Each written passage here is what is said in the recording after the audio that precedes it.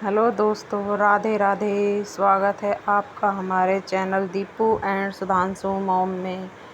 आज हम श्री कृष्ण जन्माष्टमी से पूरे 2 से 3 दिन पहले हम लड्डू गोपाल की प्राण प्रतिष्ठा करने जा रहे हैं और जिसमें हम लड्डू गोपाल की आँखों पर लाल पट्टी बांधकर हम इनको गेहूं के अंदर रखेंगे और गेहूं के अंदर रखेंगे पूरे 24 घंटे के लिए।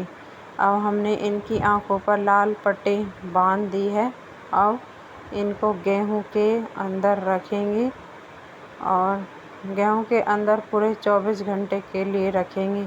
जैसे कि आप देख रहे हैं कि पट्टी बंध चुकी है और अब हम इनको गेहूं के अंदर रख रहे हैं और गेहूं के अंदर हम इनको पूरे 24 घंटे के लिए रखेंगे। अब हम इनको कल गेहूं के अंदर से निकालेंगे। इसमें थोड़ा सा गेहूं कम रह गया है तो हम इनको पूरी तरह से गेहूं के अंदर दबा देंगे। तो हम और गेहूं इनके ऊपर से डाल रहे हैं जिससे कि ये पूरी तरह से गेहूं के अंदर चले जाएं।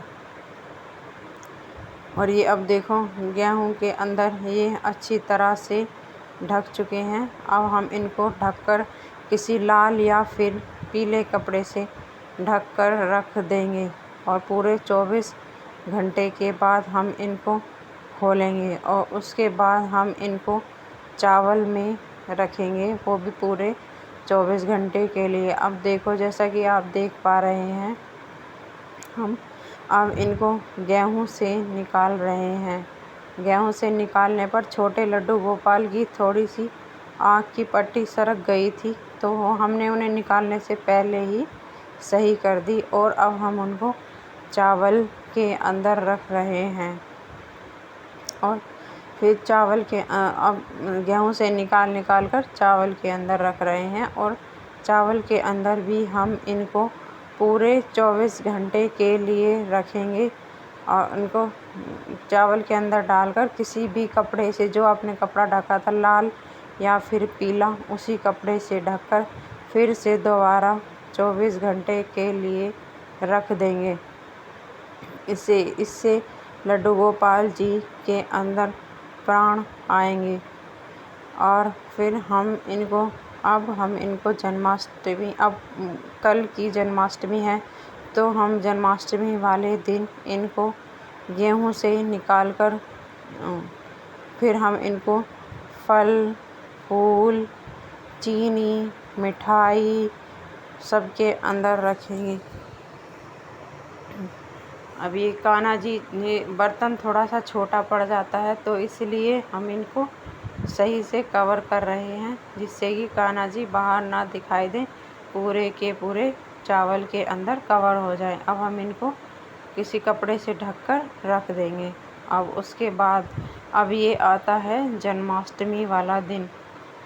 इस दिन हमने लड्डू गोपाल को गेहूं से निकाला, चावल से निकाला। अब चावल से निकालने के बाद दोस्तों हमारे पास टाइम कम था क्योंकि जन्माष्टमी के दिन पूजा पाठ होती है और इस दिन लड्डू गोपाल को 3 टाइम भोग लगता है। पहला तो सुबह के समय जब हम लड्डू गोपाल को नहला धुला कर बिठाते हैं और उनकी पूजा करते हैं तो सबसे पहला भोग माखन और मिश्री का लगाया जाता है। फिर दोपहर में लड्डू गोपाल को मिठाइयों से भोग लगाया जाता है और रात में फिर उनको खाने का भोग लगता है और उसके बाद रात में जब हम व्रत खोलते हैं तो धनिया पंजीरी का भोग लगता है। और फिर हम जितने भी शाम के समय मैंने सारे लड्डू गोपाल को एक साथ करके, जो मैंने मंदिर में भी थे उनको भी रख दिया, सबको उसके अंदर रखकर मैंने उन्हें फल, फूलों में जितने भी फूल थे, हमारा एक छोटा सा गार्डन है उसमें कुछ फूल हो रखे हैं तो वो फूल मैंने इसमें डाले। जैसे कि उसमें सदाबहार के थे, गुड़हल के थे, गेंदे के थे, कुछ तरह तरह के फूल हो रखे हैं। वो मैंने सभी फूलों के अंदर अपने प्यारे लड्डू गोपाल को रखा और उसमें मैंने सभी तरह के फल बोलते हैं 5 फल होने चाहिए। तो मैंने उसमें रखा था आलू बुखारा, सेब, बब्बू गोसा और क्या कहते हैं खीरा, केला, ये सब रखे थे। और उसके बाद मैंने उसमें मिठाई रखी। ये देखो मैं फूल, जो भी फूल हैं सारे फूल इकट्ठे कर कर उसमें लड्डू गोपाल जी को के ऊपर डाल रही हूँ, जिससे कि वो फूलों के अंदर अच्छे से कवर हो जाए, मतलब उसके अंदर चले जाएं। और फिर मैंने उसमें फल रखे, सभी तरह के 5 फल रखे, केला, सेब, आलू बुखारा, जो भी थे सारे फल रखे। और फिर मैं बाद में थोड़ी सी मिठाई लेकर आई। तो फिर मैंने इसके अंदर, अब मैं मिठाई लेने जा रही हूँ, फिर मैंने मिठाई रखी इसके अंदर। और अब ये जब रात को चंद्रमा निकल आया है तो मैंने जन किया, तो इसे सिक्के से काटते हैं खीरे को, इसे नाल छेदन कहते हैं।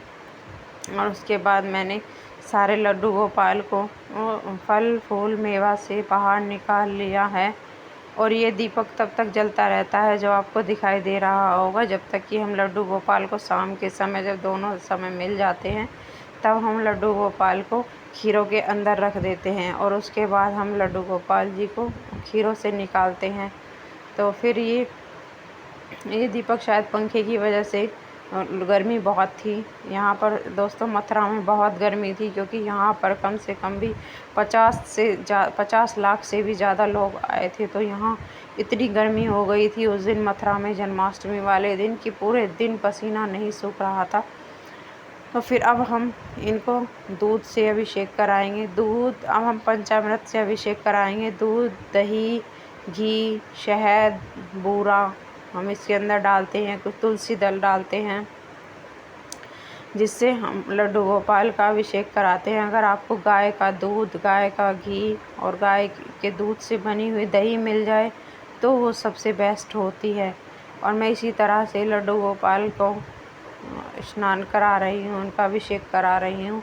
अब मैंने उनको सबका अभिषेक कराकर फिर लड्डू गोपाल को, मैंने सारे लड्डू गोपाल की एक जैसी पोशाक ली थी और सबको मैंने अभिषेक कराकर उनका श्रृंगार किया पूरा अच्छे से और उनकी आरती की।